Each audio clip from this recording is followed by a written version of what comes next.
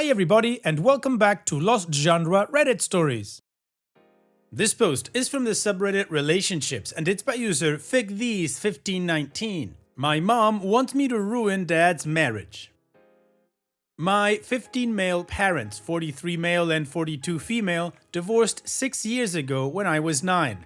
Dad said it was because they were arguing a lot, but my brother, 18 male, told me that he heard what they were arguing about, and it was because mom wasn't being a good parent and dad was trying to convince her to be a better mom. She never was a good mom, but she wasn't horrible either.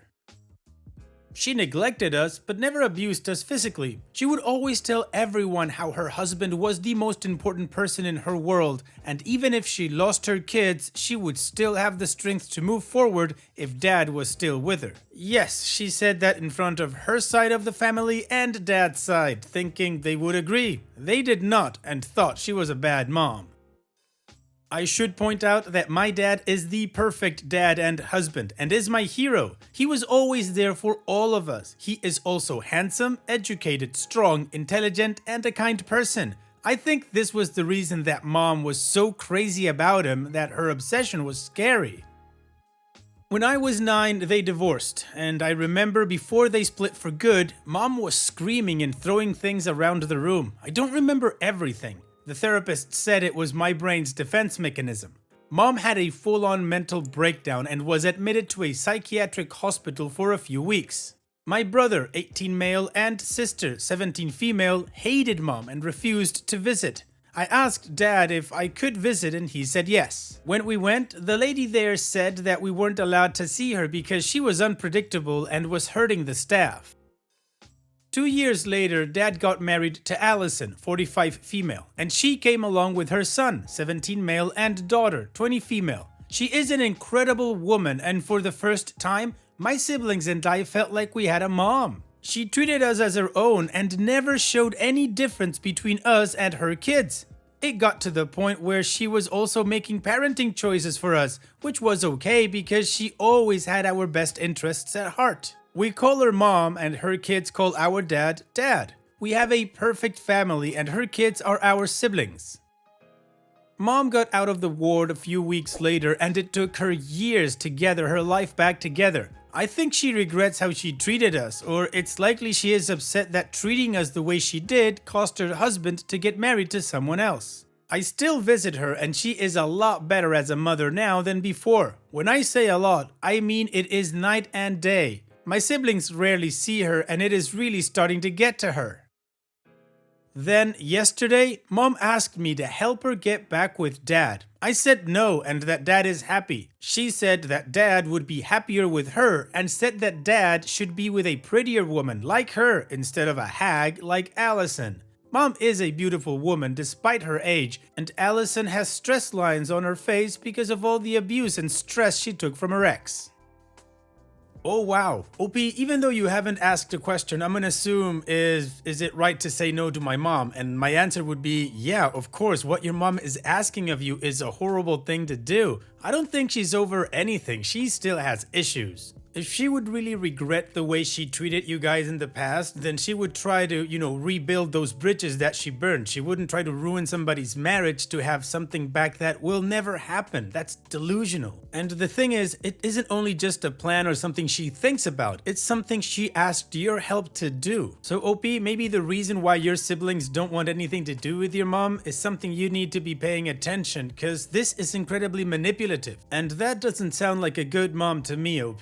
But in any case, OP, I think you need to talk to your dad and Allison to tell them what your mom asked you to do. At a minimum, they deserve to know in case they need to take any kind of precaution. And what do you guys think about this whole thing? What would you do if you were in OP's shoes? Let me know in the comment section, and now let's move on to the community comments to see what they said.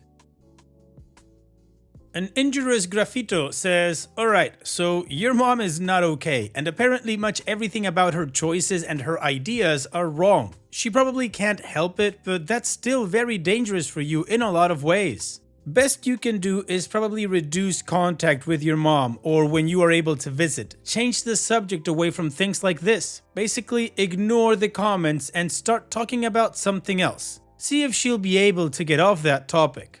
If not, you can try telling her that you won't discuss things like that with her, and if she can't stop talking about it, you'll have to go. Then, if she doesn't stop talking about it, you actually have to end the visit in your usual way, however you do that. Okay, well, Mom, I have to go. It was good seeing you, and I'll see you again later, or whatever. Tell your dad about these things so he's aware. Talk with your therapist about these things. If you don't have a therapist, tell your dad you need one. A good therapist will help you to understand and accept your mom's limitations and will help you find ways to keep yourself physically and emotionally safe from these kinds of manipulations. This is super hard. It's definitely not your fault. Your mom can't help that she's ill, but you need to focus on keeping yourself as healthy and safe as possible. So you can't fix her. You can only learn how to deal with the fact that she's not okay and that sadly you can't trust her to make good decisions.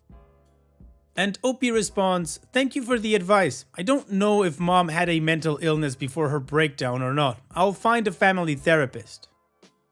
The Trastevere says, "Mom just revealed that she hasn't actually changed much. The Good Mom Act was an attempt to get back into your good graces so you'd agree to mess with your dad's life on her behalf. It's a lot harder for her to do that directly now that they're divorced, but she knows that her kids still have unfettered access to him and would be well positioned to drive a wedge into his new marriage. But she knows you love him and would never agree to do that unless she gave you some hope that she'd finally be the mom you needed her to be. If only you could keep her happy. It's her best and really her only leverage."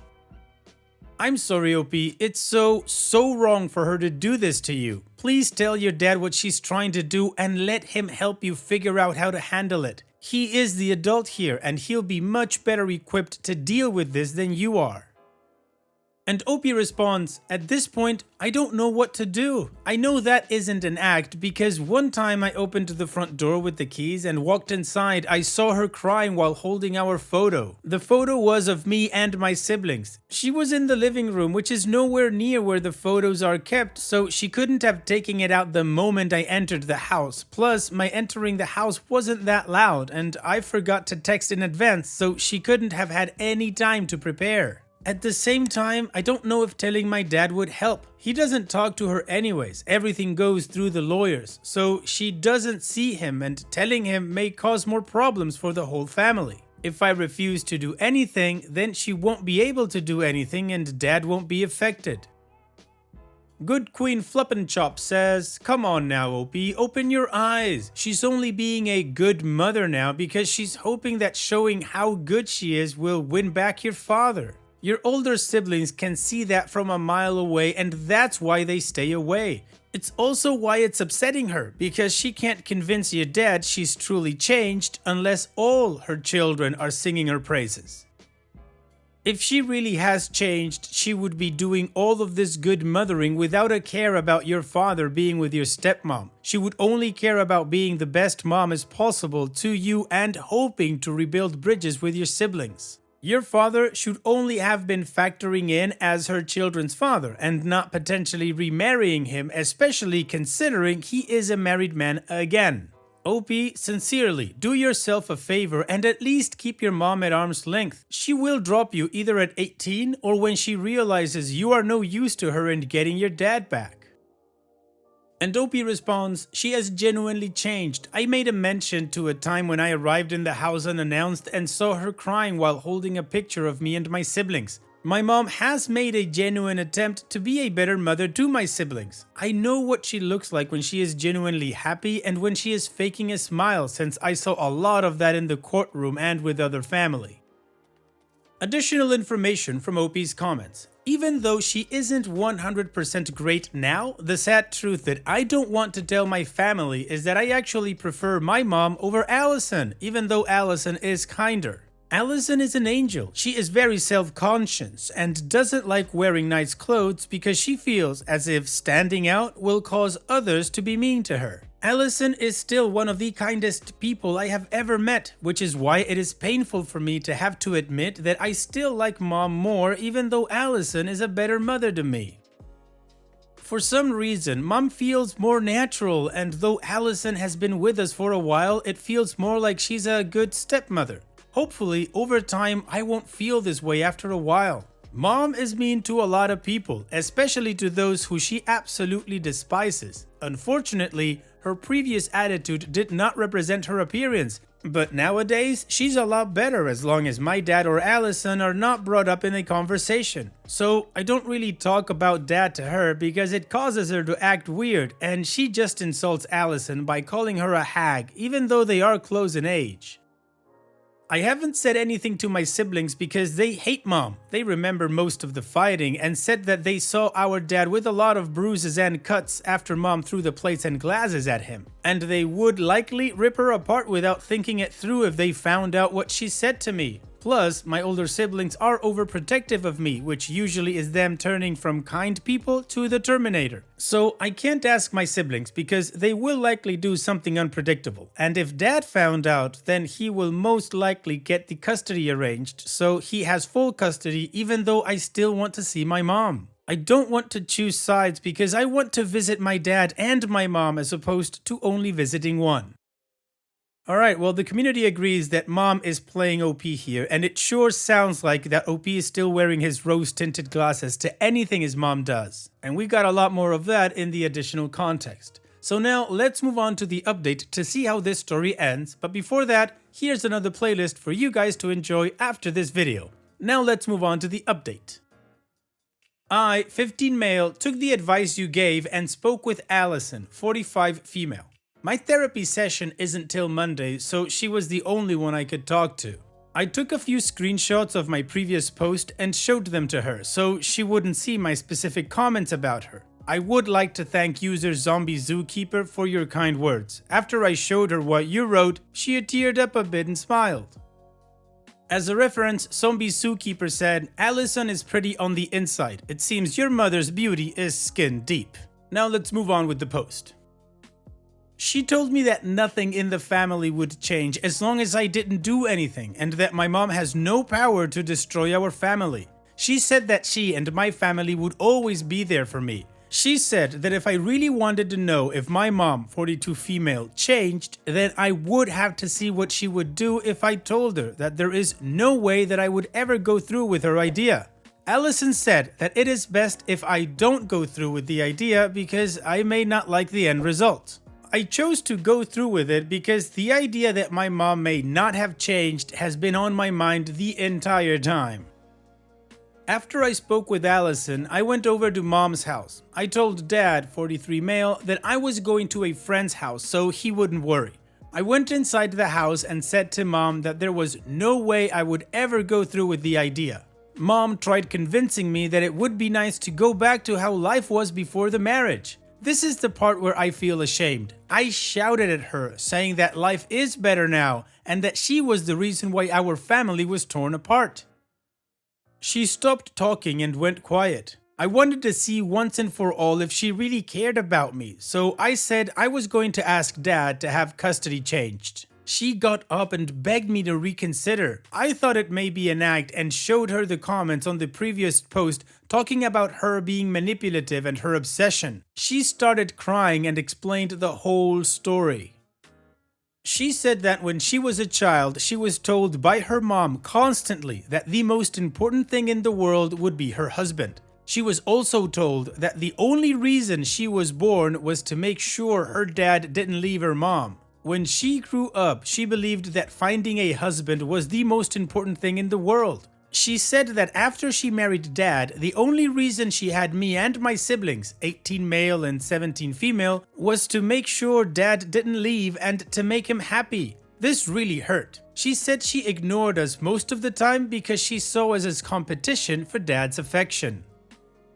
After a while, dad divorced her because she wasn't stepping up as a mom, and this caused her whole life to be put upside down. She said that it worked for her mom and that she thought it would work for her. After dad left and took us, she was completely alone. She then realized that her actions caused everyone to leave, and she didn't realize how much we meant to her until we were gone. I was the only one who visited her aside from my siblings every once in a while. After realizing how easy it was to ruin a family, she tried her best to be a better mom to me. Later on, she got a bit ambitious and wanted to bring her whole family back. She hoped by me ruining Dad's marriage, she would be able to have life the way it was, but better. She kept asking me not to abandon her. I noticed that the word abandon is manipulative, and that I was the only family who stayed with her. She said that she is trying to build a relationship with my siblings and that it will take time. She said that she will drop her plan because she doesn't want to be alone again. I am happy with what happened and I feel like I got closure. Some said that I should have gone to Dad, but I feel that if I did, then it could have exploded and I didn't want to ruin my relationship with Mom after all the effort I took to build one with her.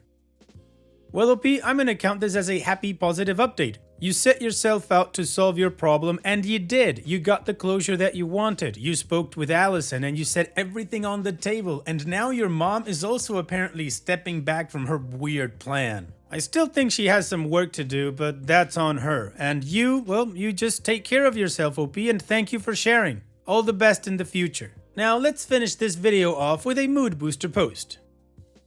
This post is from the subreddit Malicious Compliance and it's by user Albino Raven 666. Customer asked me to count out a bag of live crickets in front of her, loses out on bonus crickets.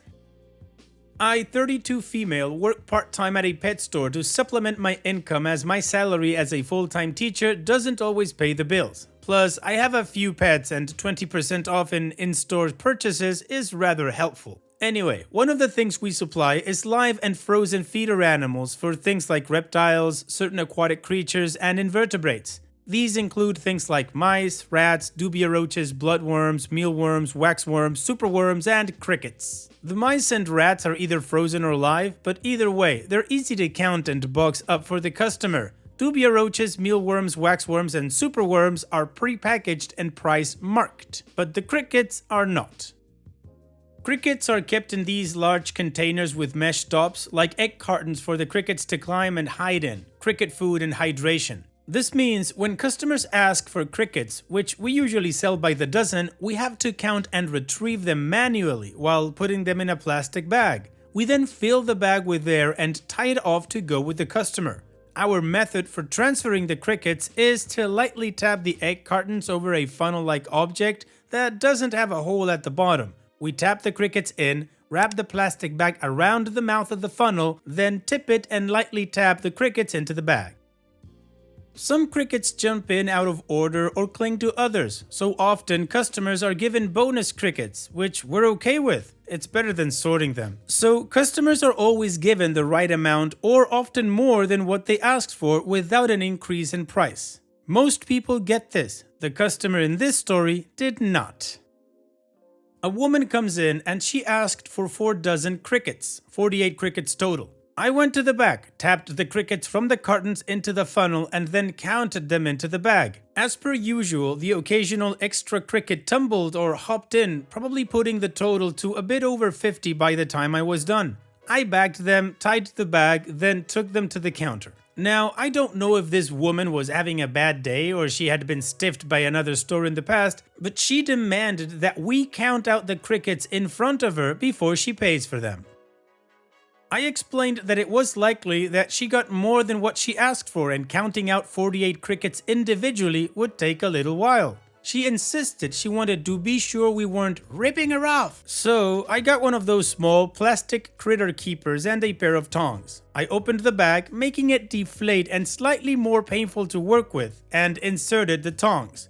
Delicately, as not to crush the crickets, I grabbed each one with the tongs and started counting slowly, so as to not crush the crickets with the tongs or lose my place while counting, something I do struggle with, and dropped each individually counted cricket into the critter keeper. So after about 5 to 10 minutes at the counter, meticulously counting crickets with tongs and maybe deliberately taking a little bit longer than I had to out of spite, a line was building up behind the woman and I was getting close to the end of my count. Eventually, I hit the grand total of what she paid for, 48 crickets. And wouldn't you believe it? There were 10 left over in the bag, almost a whole extra free dozen she would have gotten had she not asked me to count. I said, "Oh, would you look at that? My mistake. You were right. I did miscount. I'll put these other ones back and ring you up for the 48. I'll be right back. And before she could protest, I wandered off to dump the last 10 crickets back into the cricket container. When I came back to check her out, she was silent, not looking at me, and did her best to ignore the irritated looks of the customers lining up behind her while I poured her 48 crickets back into a plastic bag. She then slunk off sheepishly out the door without a thank you or a glance back. I then got through the rest of the line quickly and apologized to the customers in line for the wait. I sent them home with some free samples, thanked them for their patience, and continued along with my shift. She never complained, and she did return to the location several times after. She never asked anyone to count crickets again. Well, she wanted to make sure that you guys weren't ripping her off. I guess she found out you guys didn't and never asked for it again. Good lesson there. Thanks for sharing, OP. And that's it for today's video. Thank you so much for taking the time to watch it. Now, if you've gotten to this point in the video, I assume that you like these stories that I'm reading out, so here are a couple more that you might enjoy. And if you don't have any time to watch another story right now, save it for later, and also, don't forget to hit that subscribe button.